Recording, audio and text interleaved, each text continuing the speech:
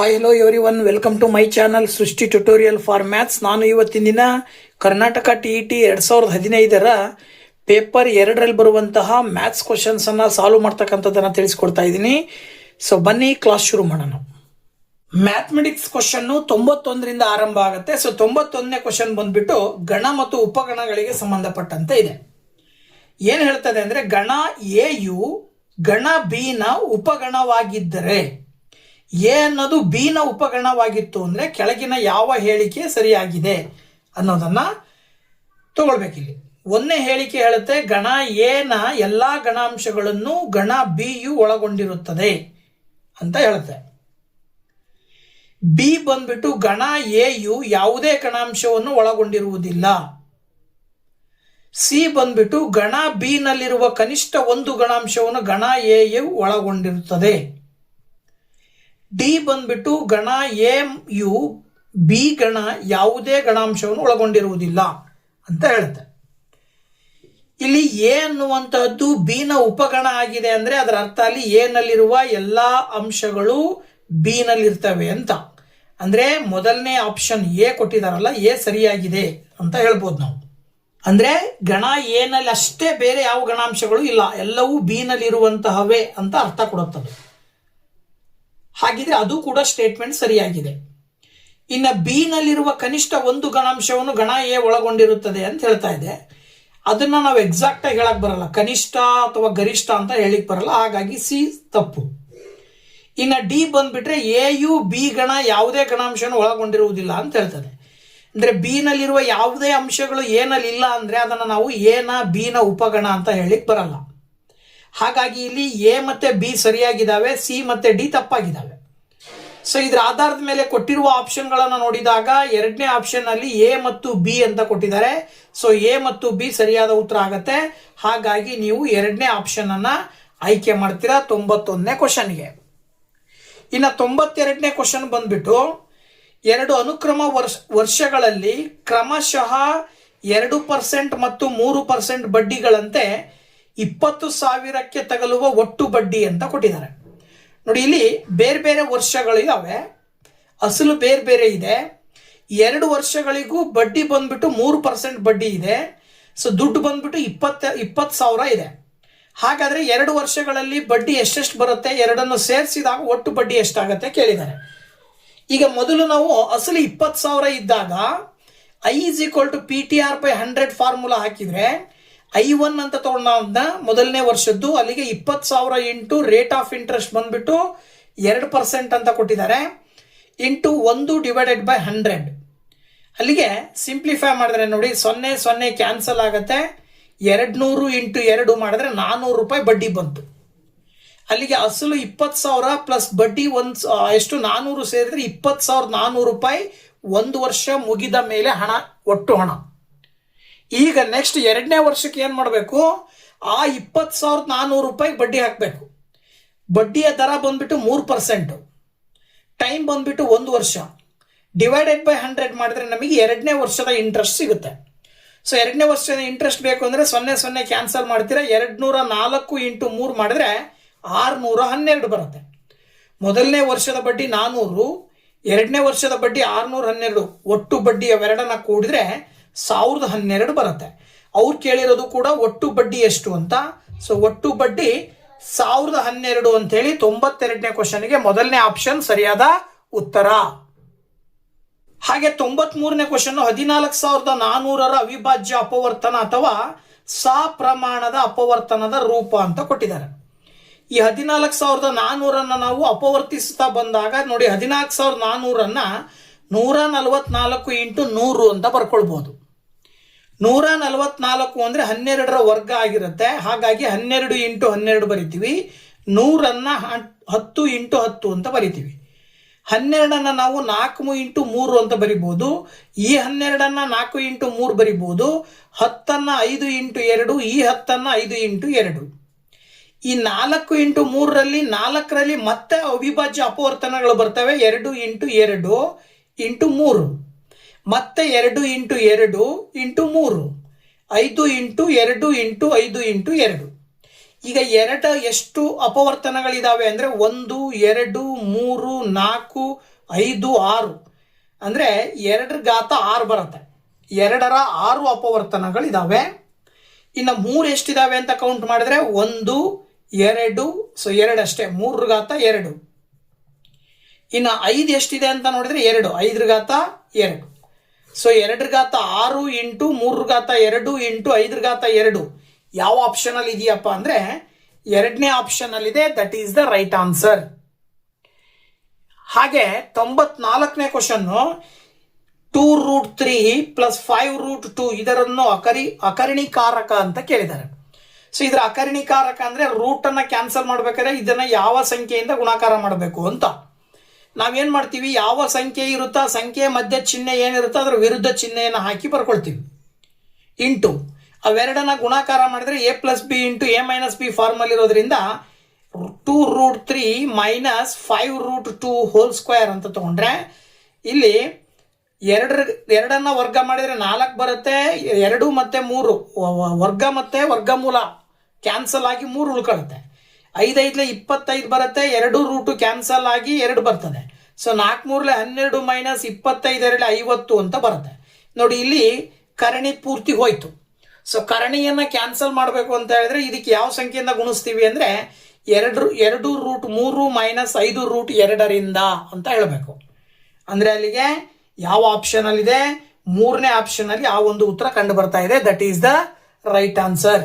Next A is greater than B ಅನುಪಾತದ ಎರಡೂ ಪದಗಳಿಗೂ ಒಂದೇ ಧನ ಸಂಖ್ಯೆಯನ್ನು ಕೂಡಿದಾಗ ಆ ಅನುಪಾತವು ಅಂತ ಕೊಟ್ಟಿದ್ದಾರೆ. ನೋಡಿ, A is greater than B ಇರೋ ರೀತಿಯಲ್ಲಿ ತಗೊಳ್ಳೋದಾದ್ರೆ ಒಂದು ಸಂಖ್ಯೆ 1/2 ಅಂತ ತಗೊಳ್ಬಹುದು ನಾವು. ಅಂದ್ರೆ ಎ ಗಿಂತ ಬಿ ದೊಡ್ಡದು ಅಂತ. ಸೊ ಈ 1/2ನ ಮೇಲ್ಗಡೆ ಕೆಳಗಡೆ ನ್ಯೂಮರೇಟರ್ ಮತ್ತೆ ಡಿನಾಮಿನೇಟರ್ ಅಂದ್ರೆ ಅಂಶ ಮತ್ತು ಛೇದಗಳೆರಡಕ್ಕೂ ಒಂದನ್ನ ಸೇರಿಸಿದ್ರೆ, ಒಂದಕ್ಕೆ 1 ಸೇರಿಸಿದ್ರೆ 2, 2ಕ್ಕೆ 1 ಸೇರಿಸಿದ್ರೆ 3 ಆಯ್ತು. ಇದೇನಿದೆ 3ನೇ 2 ಇದೆ. 2ನೇ 1 ಸುಲಭ ರೂಪದಲ್ಲಿ ಬರೆದ್ರೆ 0.5 ಬರುತ್ತೆ. 3ನೇ 2 ಸುಲಭ ರೂಪದಲ್ಲಿ ಬರೆದ್ರೆ 0.6. ಅಂದ್ರೆ a/bಗೆ +1 ಸೇರಿಸಿದಾಗ ಬರುವ ಉತ್ತರ ಇದಕ್ಕಿಂತ ಜಾಸ್ತಿ ಇರುತ್ತೆ ಅಂತ ಅರ್ಥ ಆಯ್ತಲ್ಲ. ಹಾಗೇನೆ ಸಪೋಸ್ ಇದನ್ನೇ ನಾವು ಉಲ್ಟಾ ತಗೊಂಡಾಗ A is less than B ತಗೊಂಡಾಗ ಅವಾಗ ಏನಾಗುತ್ತೆ, ಕಡಿಮೆ ಬರುತ್ತೆ. ಹಾಗಾಗಿ A is greater than B ಇದ್ರೆ ಏನಾಗಿರುತ್ತೆ, ಕಡಿಮೆ ಆಗ್ತದೆ. ಹಾಗೆ A is less than B ಆಗಿದ್ದಾಗ ಹೆಚ್ಚಾಗತ್ತೆ ಅಂತ ಅರ್ಥ. ಅಂದ್ರೆ ಅಲ್ಲಿಗೆ A is greater than B ಇದ್ರೆ ಕಡಿಮೆ, A is less than B ಇದ್ರೆ ಹೆಚ್ಚು ಅಂತ ಹೇಳಿದ್ರೆ ನೀವು ಯಾವ್ಯಾವ ಆಪ್ಷನ್ ಇರಬೇಕಾಗತ್ತೆ ಅಂತ ಹೇಳಿದ್ರೆ ನೋಡಿ, A is greater than B ಆಗಿದ್ದಾಗ ಕಡಿಮೆ ಆಗುವುದು, ಆಮೇಲೆ A is less than B ಆಗಿದ್ದಾಗ ಹೆಚ್ಚಾಗುವುದು. ಅಂದ್ರೆ ಎ ಮತ್ತೆ ಡಿ ಸರಿಯಾಗಿರುತ್ತೆ ಅಂತ ಅರ್ಥ. ಗೊತ್ತಾಯ್ತಲ್ವಾ?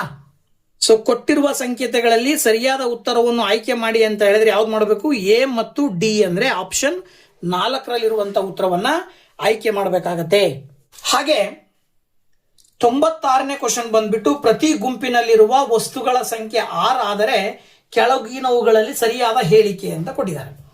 ನೋಡಿ, 6 ಅನ್ನುವಂಥದ್ದು ಒಂದು ವಸ್ತುಗಳ ಸಂಖ್ಯೆ ಆದರೆ ನಾವು NPR = NCR × R ಫ್ಯಾಕ್ಟೋರಿಯಲ್ ಅಂತ ಕರಿತೀವಿ. ಅಂದ್ರೆ ಅದರ ಅರ್ಥ ಏನು, ಜೋಡಿಗಳ ಸಂಖ್ಯೆ = R ಫ್ಯಾಕ್ಟೋರಿಯಲ್ × ಆಯ್ಕೆಗಳ ಒಟ್ಟು ಸಂಖ್ಯೆ ಅಂತ ಅರ್ಥ. ಈ ಅರ್ಥವನ್ನ ಯಾವ್ದು ಕೊಡುತ್ತೆ ಇಲ್ಲಿ, ಅದನ್ನ ನಾವು ಸರಿಯಾದ ಉತ್ತರ ಅಂತ ತಗೊಳ್ತೀವಿ. ನೋಡಿ, ಜೋಡಿಗಳ ಒಟ್ಟು ಸಂಖ್ಯೆ = ಆಯ್ಕೆಗಳ ಒಟ್ಟು ಸಂಖ್ಯೆ × R ಫ್ಯಾಕ್ಟೋರಿಯಲ್ ಅಂತ ಹೇಳಿದ್ರೆ 1ನೇ ಆಪ್ಷನ್ ಅಲ್ಲಿ ಇರುವಂತ ಉತ್ತರವನ್ನ ಆಯ್ಕೆ ಮಾಡಬೇಕಾಗತ್ತೆ. ಸೊ 96ನೇ ಕ್ವಶನ್ಗೆ ಆಪ್ಷನ್ 1 ಸರಿಯಾದ ಉತ್ತರ. ಇನ್ನು ನೆಕ್ಸ್ಟ್ 97ನೇ ಕ್ವಶನ್ ಕೆಳಗಿನವುಗಳಲ್ಲಿ ಹರವು ಅಳೆಯಲು ಸರಿಯಾದ ಆಯ್ಕೆ ಅಂತ ಕೊಟ್ಟಿದ್ದಾರೆ. ತುಂಬಾ ಸುಲಭ.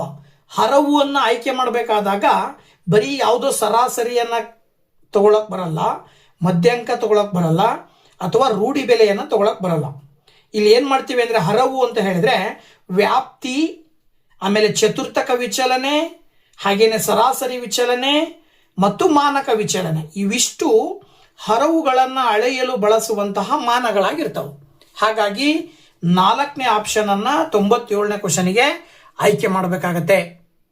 ಇನ್ನ 98ನೇ ಕ್ವಶನ್ ನೋಡೋದಾದ್ರೆ a1x + b1y + c1 = c1, a2x + b2y = c2 ಇವುಗಳು ಒಂದು ಜೊತೆ ಏಕಕಾಲಿಕ ರೇಖಾತ್ಮಕ ಸಮೀಕರಣಗಳಾದರೆ a1 is not equal to 0, a2 is not equal to 0, b1 is not equal to 0, b2 is not equal to 0 as well as c1 and c2ಗಳು ವಾಸ್ತವ ಸಂಖ್ಯೆಗಳಾಗಿರ್ತವೆ. ಹಾಗಾದ್ರೆ ಈ ಸಮೀಕರಣಗಳು ಅನಂತ ಪರಿಹಾರ ಹೊಂದಿರುವ ಸಂದರ್ಭ ಯಾವುದಪ್ಪ ಅಂದ್ರೆ, ಯಾವಾಗ ಅನಂತ ಪರಿಹಾರ ಇರುತ್ತೆ ಅಂತಕ್ಕಂಥದ್ದನ್ನು ನಾವು ನೋಡೋದಾದ್ರೆ, ಈ 4 ಆಪ್ಷನ್ಗಳಲ್ಲಿ a1/a2, b1/b2, c1/c2 ಇವು 3 ಈಕ್ವಲ್ ಇದ್ದಾಗ ಪರಿಹಾರಗಳು ಅನಂತವಾಗಿರ್ತವೆ. ಹಾಗಾಗಿ ನೀವು 4ನೇ ಆಪ್ಷನ್ ಅನ್ನ 98ನೇ ಕ್ವಶನ್ಗೆ ಆಯ್ಕೆ ಮಾಡಬೇಕಾಗತ್ತೆ. ಓಕೆನಾ? ನೆಕ್ಸ್ಟ್ 99ನೇ ಕ್ವಶನ್ a² - b² ಮತ್ತು a-b² ಇವುಗಳ ಮಾಸ ಅಂತ ಕೊಟ್ಟಿದ್ದಾರೆ. ತುಂಬಾ ಸುಲಭ. ಏನ್ ಮಾಡಬೇಕು ಅಂದ್ರೆ a² - b² ಅಂದ್ರೆ ಫಾರ್ಮುಲಾನ ಇದೆ, ಸೂತ್ರ. a² - b² ಅಂದ್ರೆ a+b × a-b ಅಂತ ಹೇಳ್ತೀವಿ. ಇನ್ನು a-b² ಅಂದ್ರೆ ಅದರ ಅರ್ಥ a-b ಅನ್ನ 2 ಸರಿ ಬರ್ಕೊಳ್ಬಹುದು. ಈಗ ಇವೆರಡರಲ್ಲಿ ಬರುವ ಅಪವರ್ತನಗಳನ್ನ ನೋಡಿದಾಗ ಎರಡರಲ್ಲೂ a-b ಕಾಮನ್ ಇದೆ. ಸೊ ಎರಡರಲ್ಲೂ ಕಾಮನ್ ಆಗಿರುವ ಅಪವರ್ತನವನ್ನ ನಾವು ಆ 2 ಸಂಖ್ಯೆಗಳ ಅಪವರ್ತನ ಮಾಸ ಅಂತ ಕರಿತೀವಿ. ಹಾಗಾಗಿ ಇವೆರಡರ ಮಾಸ ಬಂದ್ಬಿಟ್ಟು ಏನ್ ಬರುತ್ತೆ, a-b. ಸೊ ಮೊದಲನೇ ಆಪ್ಷನ್ ಅಲ್ಲಿ ಇರುವಂತಹ ಉತ್ತರವನ್ನ 99ನೇ ಕ್ವಶನ್ಗೆ ಆಯ್ಕೆ ಮಾಡ್ತೀರಾ. ಇನ್ನು 100ನೇ ಕ್ವಶನ್ x⁴ ಪ್ಲಸ್ 4 × y⁴ ಇದರ ಅಪವರ್ತಿಸಿದ ರೂಪ ಅಂತ ಕೊಟ್ಟಿದ್ದಾರೆ. ತುಂಬಾ ಸುಲಭವಾಗಿ ಹೇಳೋದಾದ್ರೆ x⁴ ಪ್ಲಸ್ 4 × y⁴ ಇದನ್ನ ಏನ್ ಮಾಡಬಹುದು ನೋಡಿ, ಇಲ್ಲಿ x⁴ ಅನ್ನ x² ಅಂತ ಬರ್ಕೊಳ್ತೀವಿ, ಪ್ಲಸ್ 4 ಅನ್ನ 2 × y² ಮಾಡ್ತೀವಿ. ಅವಾಗ ಈ ಬೆಲೆ ಯಾವುದೇ ಚೇಂಜ್ ಆಗೋದಿಲ್ಲ. ಇಲ್ಲಿ a² + b² ಫಾರ್ಮ್ ಅಲ್ಲಿ ಇದೆ. ನಾವು a² + b² ಅನ್ನ ಏನಂತ ಬರೀಬಹುದು ಅಂದ್ರೆ a+b² - 2ab ಅಂತ ಬರೀಬಹುದು.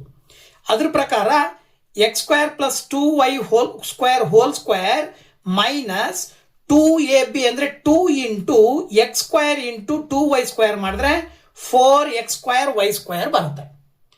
ಈಗ ನೀವು ಏನ್ ಮಾಡಬಹುದು ಇಲ್ಲಿ ಅಂತ ಹೇಳಿದ್ರೆ, ಇದಿಷ್ಟನ್ನ a² ಅಂತ ತಗೊಂಡು ಮತ್ತೆ 4x²y² ನಲ್ಲಿ 4 ಬದಲಾಗಿ 2 ಬರ್ದು, x² ಬದಲಾಗಿ x ಬರ್ದು, ಆಮೇಲೆ y ಬರ್ದು, ಎಲ್ಲದಕ್ಕೂ ಸೇರಿ ಸ್ಕ್ವೇರ್ ಅಂತ ತಗೊಂಡ್ರೆ ಇದಿಷ್ಟನ್ನ a, ಇದನ್ನ b ಅಂತ ತಗೊಂಡ್ರೆ ಮೇಲ್ಗಡೆಯ ಒಂದು ಅಪವರ್ತನ ಮಾಡಿದಾಗ ಇಲ್ಲೂ ಕೂಡ a² - b² ಇದ್ರೆ a+b × a-b ಅಂತ ಬರಿತೀವಿ ತಾನೆ. ಹಂಗೆ ಇಲ್ಲಿ x² + 2y² + 2xy into x² + 2y² - 2xy ಅಂತ ಬರಿತೀವಿ.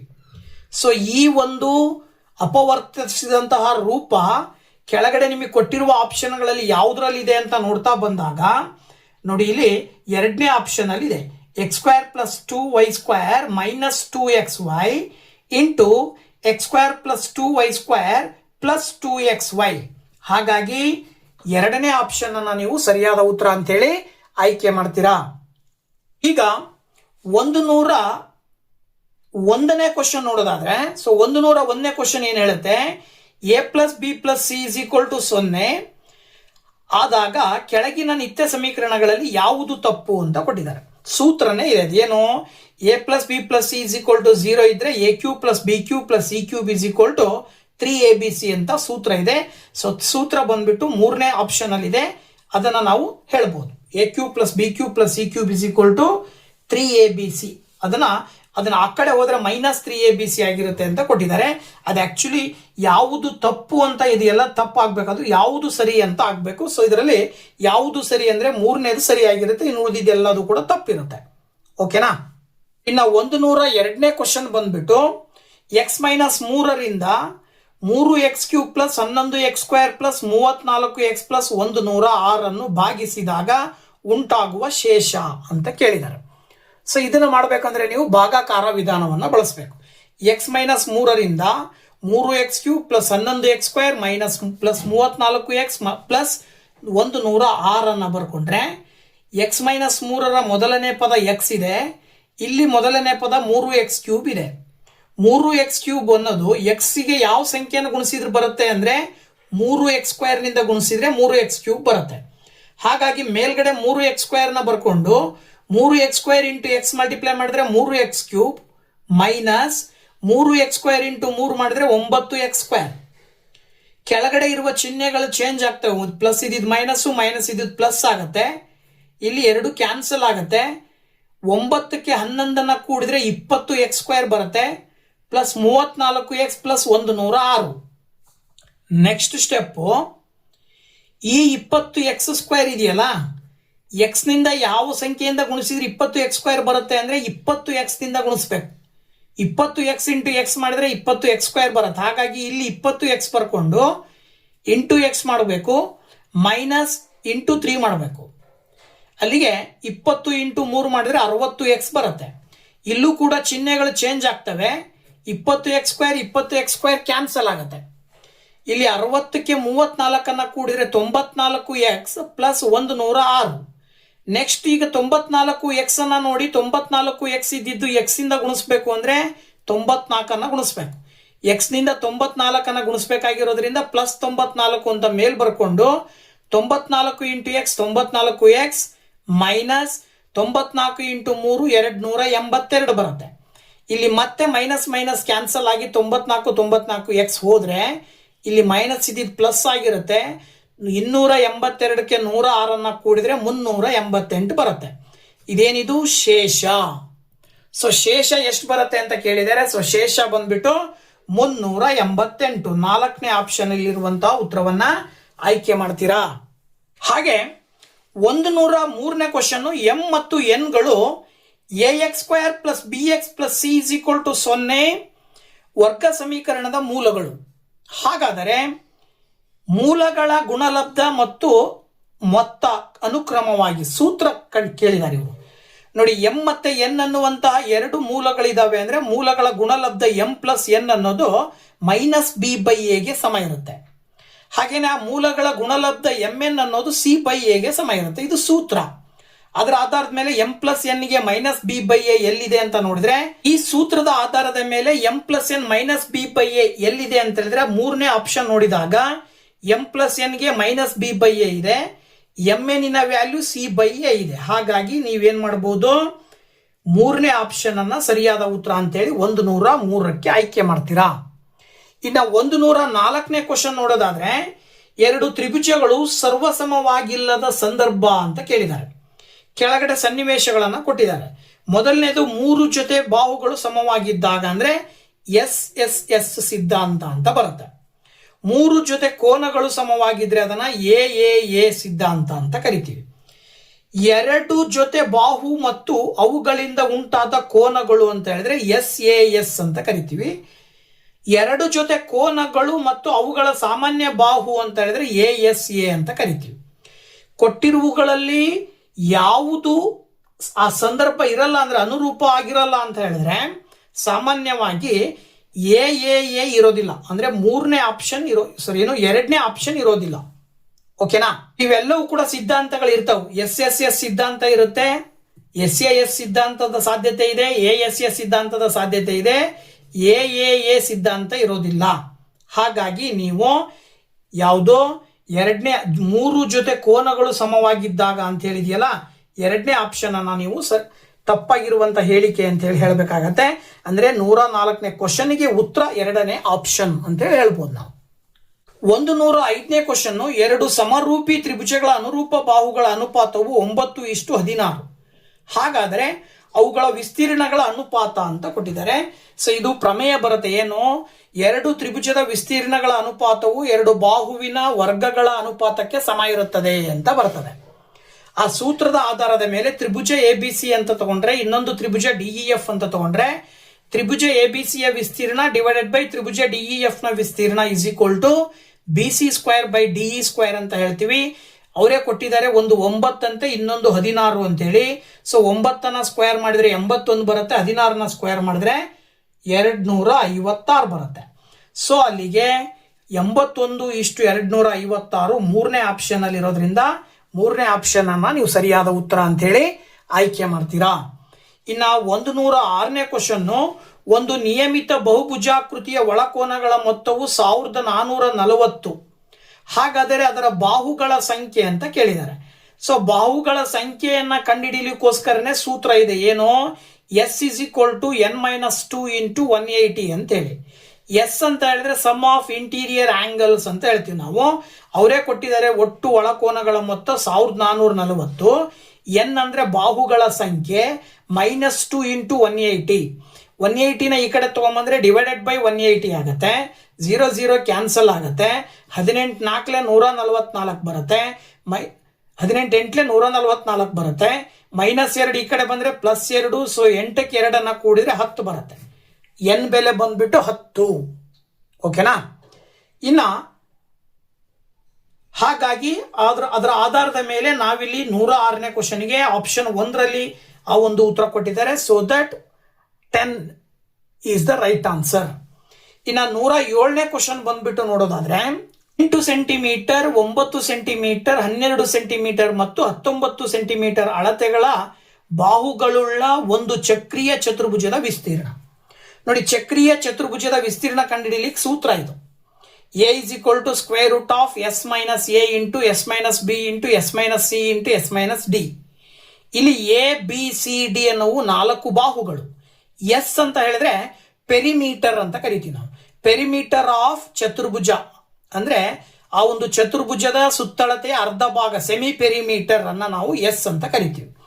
ಅಂದ್ರೆ ಅಲ್ಲಿಗೆ ಆ 4 ಬಾಹುಗಳ ಲೆಂತ್ ಅನ್ನ ಡಿವೈಡೆಡ್ ಬೈ 2 ಮಾಡಬೇಕು. A plus B plus C plus D by 2 ಮಾಡಿದ್ರೆ ಅದು ಎಸ್ ಅಂತ ತಗೊಳ್ತೀವಿ. ಅವರೇ ಕೊಟ್ಬಿಟ್ಟಾರೆ 4 ಬಾಹುಗಳು 8 9 12 19 ಕೂಡಿದ್ರೆ 48 ಬರುತ್ತೆ. ಡಿವೈಡೆಡ್ ಬೈ 2 ಮಾಡಿದ್ರೆ 24 ಬರುತ್ತೆ. ಸೊ ಚಕ್ರೀಯ ಚತುರ್ಭುಜದ ವಿಸ್ತೀರ್ಣ ಕಂಡುಹಿಡಿಯುವ ಸೂತ್ರ ಬಂದ್ಬಿಟ್ಟು square root of S minus A into S minus B into S minus C into S minus D. Value ಹಾಕ್ತಾ ಹೋದ್ರೆ ಎಸ್ ಇರೋ ಜಾಗದಲ್ಲಿ 24, ಎ ಅಂದ್ರೆ 8, ಬಿ ಅಂದ್ರೆ 9, ಸಿ ಅಂದ್ರೆ 12, ಡಿ ಅಂದ್ರೆ 19. ಅಲ್ಲಿಗೆ ಸ್ಕ್ವೇರ್ ರೂಟ್ ಆಫ್ 24ರಲ್ಲಿ 8 ಹೋದ್ರೆ 16, 24ರಲ್ಲಿ 9 ಹೋದ್ರೆ 15, 24ರಲ್ಲಿ 12 ಹೋದ್ರೆ 12, 24ರಲ್ಲಿ 19 ಹೋದ್ರೆ 5. 16, 15, 12, 5 ಗುಣಾಕಾರ ಮಾಡಿದ್ರೆ 14,400 ಬರುತ್ತೆ. ಈ 14,400ರ ವರ್ಗಮೂಲ 120 ಆಗಿರುತ್ತೆ. ಹಾಗಾಗಿ 120 ಚದುರ ಸೆಂಟಿಮೀಟರ್ ಏನಾಗಿರುತ್ತೆ, ಆ ಒಂದು ಚಕ್ರೀಯ ಚತುರ್ಭುಜದ ವಿಸ್ತೀರ್ಣ ಆಗಿರುತ್ತೆ. ಹಾಗಾಗಿ ನೀವು 1ನೇ ಆಪ್ಷನ್ ಅಲ್ಲಿ ಇರುವಂತಹ ಉತ್ತರವನ್ನ ಆಯ್ಕೆ ಮಾಡ್ತೀರಾ. 108ನೇ ಕ್ವಶನ್ನು ಸಮ ಎತ್ತರಗಳುಳ್ಳ, ಅಂದ್ರೆ ಒಂದು ಶಂಕು ಇದೆ, ಇನ್ನೊಂದು ಸ್ತಂಭಾಕೃತಿ ಇದೆ, ಅಂದ್ರೆ ಸಿಲಿಂಡರ್. ಶಂಕು ಮತ್ತು ಸಿಲಿಂಡರಿನ ಎತ್ತರ ಸೇಮ್ ಇದೆ. ಅವುಗಳ ಘನಫಲಗಳ ಅನುಪಾತ ಬಂದು 3:5 ಆಗಿದೆ. ಹಾಗಿದ್ರೆ ಅವುಗಳ ತ್ರಿಜ್ಯಗಳ ಅನುಪಾತ ಕೇಳಿದಾರೆ ಅವರು. ಸೊ ಅವ್ರು ಹೇಳೋ ಪ್ರಕಾರ ಶಂಕುವಿನ ಘನಫಲ ಡಿವೈಡೆಡ್ ಬೈ ಸ್ತಂಭದ ಘನಫಲವನ್ನ ನಾವು ಅನುಪಾತದಲ್ಲಿ ಬರ್ಕೊಂಡಾಗ ಶಂಕುವಿನ ಘನಫಲ ಕಂಡುಹಿಡಿಯುವ ಸೂತ್ರ 1/3 ಪೈ r1 ಸ್ಕ್ವೇರ್ ಹೆಚ್ ಅಂತ ತಗೊಳ್ತೀವಿ. ಸ್ತಂಭದ ಘನಫಲ ಪೈ r2 ಸ್ಕ್ವೇರ್ ಹೆಚ್ ಅಂತ ತಗೊಳ್ತೀವಿ. ಅದು 3/5 ಅಂತ ಅವರೇ ಕೊಟ್ಟಿದ್ದಾರೆ ಅನುಪಾತ. ಇಲ್ಲಿ ಪೈ ಪೈ ಕ್ಯಾನ್ಸಲ್ ಆಗತ್ತೆ, ಹೆಚ್ 2 ಸಮ ಇರೋದ್ರಿಂದ ಕ್ಯಾನ್ಸಲ್ ಆಗತ್ತೆ. ಇಲ್ಲಿ 1/3 r1 ಸ್ಕ್ವೇರ್ ಉಳಿತದೆ, ಕೆಳಗಡೆ r2 ಸ್ಕ್ವೇರ್ ಉಳಿತದೆ, ದಟ್ ಈಸ್ ಈಕ್ವಲ್ ಟು 3/5. ಈ 1/3 ಈಕ್ವಲ್ ಇಂದ ಆ ಕಡೆ ಹೋದ್ರೆ ಇಂಟು 3 ಆಗತ್ತೆ. 3 ಇಂಟು 3 ಮಾಡಿದ್ರೆ 9 ಬರುತ್ತೆ, ಡಿವೈಡೆಡ್ ಬೈ 5. ಇವೆರಡಕ್ಕೂ ಇರುವ ಸ್ಕ್ವೇರ್ ತೆಗೆದು ಹಾಕಿದ್ವಿ ಅಂದ್ರೆ ರೈಟ್ ಸೈಡಿಗೆ ಸ್ಕ್ವೇರ್ ರೂಟ್ ಬರುತ್ತೆ. 9 ನಾವು ಸ್ಕ್ವೇರ್ ರೂಟ್ ಆಫ್ 9 ಅಂತ ತಗೊಳ್ಬಹುದು. 5 ಸ್ಕ್ವೇರ್ ರೂಟ್ ಆಫ್ 5 ಅಂತ ತಗೊಂಡ್ರೆ ರೇಷಿಯೋ ಕೇಳಿದಾರೆ ಅವರು. r1:r2 ಎಷ್ಟು ಬರುತ್ತೆ ಅಂದ್ರೆ √9:√5 ಬರುತ್ತೆ. ಸೊ √9:√5 ಅಂತೇಳಿ ನೀವು ಸುಲಭವಾಗಿ ಹೇಳ್ಬಹುದು. ಸೊ ನಿಮಗೆ ಆಪ್ಷನ್ 1ರಲ್ಲಿ ಆ ಒಂದು ಉತ್ತರ ಕೊಟ್ಟಿದ್ದಾರೆ, that is the right answer. Next 109ನೇ ಕ್ವಶನ್ ಅನ್ನ ಸ್ವಲ್ಪ ಕ್ಲಿಯರ್ ಆಗಿ ನೀಟಾಗಿ ಅರ್ಥ ಮಾಡ್ಕೊಳ್ಳೋಣ. ಏನ್ ಹೇಳುತ್ತೆ ಕ್ವಶನ್ ಅಂದ್ರೆ, ಇದು ಒಂದು ಚತುರ್ಭುಜ ಎ ಬಿ ಸಿ ಡಿ ಚತುರ್ಭುಜದ ಒಳಗಡೆ PQRS ಅಂತ ಕೇಂದ್ರವನ್ನು ಒಳಗೊಂಡಂತ ಒಂದು ವೃತ್ತ ಇದೆ. ಇದರಲ್ಲಿ ಅವರೇ ಹೇಳೋ ಪ್ರಕಾರ BC ಕೊಟ್ಟಿದ್ದಾರೆ ಅವರು. BC ಬಂದ್ಬಿಟ್ಟು 38 ಸೆಂಟಿಮೀಟರ್ ಇದೆ, BQ ಬಂದ್ಬಿಟ್ಟು 27 ಸೆಂಟಿಮೀಟರ್ ಇದೆ. BQ 27 centimetre. ಹಾಗೇನೆ DC ಬಂದ್ಬಿಟ್ಟು 25 ಸೆಂಟಿಮೀಟರ್ ಇದೆ. ಮತ್ತೆ AT ಪರ್ಪೆಂಡಿಕ್ಯುಲರ್ ಟು DC ಅಂತ ಕೊಟ್ಟಿದ್ದಾರೆ ಅವರು. ಓಕೆನಾ? ಈಗ ವೃತ್ತದ ತ್ರಿಜ್ಯವನ್ನ ಕಂಡುಹಿಡಿಬೇಕಂದ್ರೆ ನೀವು ಸ್ವಲ್ಪ ಅಬ್ಸರ್ವ್ ಮಾಡಿದ್ರೆ ಇದು ಲಂಬಕೋನವಾಗಿರೋದ್ರಿಂದ ನಾವು ಪಿ ಇಂದ ನೇರವಾಗಿ ಓಗೆ ಒಂದು ಪಾಯಿಂಟ್ ಅನ್ನ ಲೈನ್ ಅನ್ನ ಎಳ್ಕೊಂಡು ಓದಿಂದ ಎಸ್ ಗೆ ಒಂದು ಲೈನ್ ಅನ್ನ ಹಾಕಿದ್ವಿ ಅಂದ್ರೆ ಇದು actually O P D S ಅನ್ನೋದು ಒಂದು ಏನಾಗತ್ತೆ, ಸ್ಕ್ವೇರ್ ಆಗತ್ತೆ. ಸೊ ಈ ಸ್ಕ್ವೇರ್ ನಲ್ಲಿ ಪ್ರತಿ ಬಾಹುಗಳು ಸಮ ಇರ್ತಾವೆ. ಸೊ ಡಿ ಪಿ ಯ ಲೆಂತ್ ಡಿ ಎಸ್ ನ ಲೆಂತ್ ಕಂಡಿಡಿದ್ರಿ ಅಂದ್ರೆ ಆ ಎರಡು ಲೆಂತ್ ಓ ಎಸ್ ಮತ್ತೆ ಓ ಪಿ ಗೆ ಸಮ ಇರುತ್ತೆ. ಸೊ ಓ ಪಿ ಮತ್ತೆ ಓ ಎಸ್ ಅನ್ನೋದು ತ್ರಿಜ್ಯ. ಸೊ ನಮಗೆ ತ್ರಿಜ್ಯದ ಅಳತೆ ಸಿಗುತ್ತೆ. ಸ್ವಲ್ಪ ನೀವು ಅಬ್ಸರ್ವ್ ಮಾಡಿದ್ರೆ ಬಿ ಅನ್ನೋ ಪಾಯಿಂಟ್ ಇಂದ ಸರ್ಕಲ್ ಗೆ ಎರಡು ಟ್ಯಾಂಜೆಂಟ್ ಹಾಕಿದೀವಿ ಅಂತ ತಿಳ್ಕೊಳ್ರಿ. ಸ್ಪರ್ಶಕಗಳು ಬಿ ಕ್ಯೂ ಅನ್ನೋದು ಒಂದು ಸ್ಪರ್ಶಕ, ಬಿ ಆರ್ ಅನ್ನೋದು ಒಂದು ಸ್ಪರ್ಶಕ. ಸೊ ಬಿ ಕ್ಯೂ ಮತ್ತೆ ಬಿ ಆರ್ ಎರಡೂ ಸಮ ಅಂತ ತಗೊಳ್ರಿ. ಸೊ ಬಿ ಕ್ಯೂ ಮತ್ತೆ ಬಿ ಆರ್ ಎರಡೂ ಸಮ ಅಂತ ಹೇಳಿದ್ರೆ ಬಿ ಕ್ಯೂ 27 ಇದೆ. ಸೊ ಬಿ ಆರ್ ಕೂಡ 27 ಇರುತ್ತೆ. ಇನ್ನ ಸಿ ಇಂದ ಎಳೆದಂತ ಎರಡು ಸ್ಪರ್ಶಕಗಳು ಸಿ ಆರ್ ಮತ್ತೆ C S. So C S is equal to C R ಅಂತ ತಗೊಳ್ರಿ. ಹಾಗೇನೆ D P is equal to D S ಆಗಿರುತ್ತೆ. ಓಕೆನಾ, D P is equal to D S, actually ಅದು D P is equal to D S ಆಗುತ್ತೆ. ಹಾಗೆ ಇಲ್ಲಿ A ತಗೊಂಡ್ರೆ A P is equal to A Q ಆಗುತ್ತೆ. ಓಕೆನಾ, A P is equal to A Q. So ಇದ್ರ ಆಧಾರದ ಮೇಲೆ ನೀವು ಸ್ವಲ್ಪ ನೋಡಿದ್ರೆ ಬಿ ಸಿ ಯನ್ನ B Q plus C R ಅಂತ ಹೇಳ್ಬೋದಲ್ವಾ. ಸೊ ಅಲ್ಲಿಗೆ B Q plus C R ಅಂತ ಹೇಳಿದ್ರೆ 27 ಪ್ಲಸ್ ಸಿ ಆರ್ ಅಂತ ತಗೊಳ್ರಿ. ಅಥವಾ ಸಿ ಆರ್ ಅನ್ನು ನಾವು ಸಿ ಎಸ್ ಅಂತ ಹೇಳಿ ಕೂಡ ಹೇಳ್ಬೋದು, ಯಾಕಂದ್ರೆ ಸಿ ಆರ್ ಸಿ ಎಸ್ ಎರಡು ಈಕ್ವಲ್. ಹಾಗಾಗಿ C S is equal to B C actually totally 38 ಕೊಟ್ಟಿದ್ದಾರೆ. ಬಿ ಕ್ಯೂ ಬಿ ಆರ್ ಬಂದ್ಬಿಟ್ಟು 27. ಸೊ 38ರಲ್ಲಿ 27 ಕಳೆದ್ರೆ 11 ಬರುತ್ತೆ. ಈ 11 ಅನ್ನೋದು ಸಿ ಎಸ್ ಆಗಿರುತ್ತೆ. 11 ಅನ್ನೋದು ಸಿ ಎಸ್ ಆಗಿದೆ ಅಂತಂದ್ರೆ ಇನ್ನು ಡಿ ಸಿ ಅನ್ನ ನಾವೇನಂತ ಕರಿತೀವಿ, D S plus C S ಅಂತ ಹೇಳ್ತೀವಿ.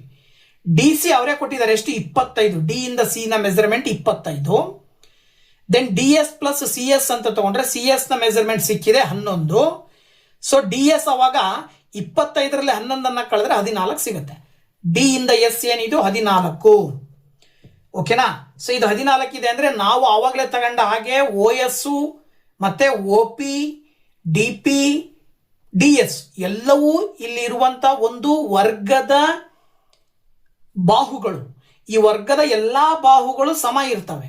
ಸೊ ಡಿ ಎಸ್ 14 ಇದೆ ಅಂದ್ರೆ ಓ ಎಸ್ ಕೂಡ 14 ಇರುತ್ತೆ.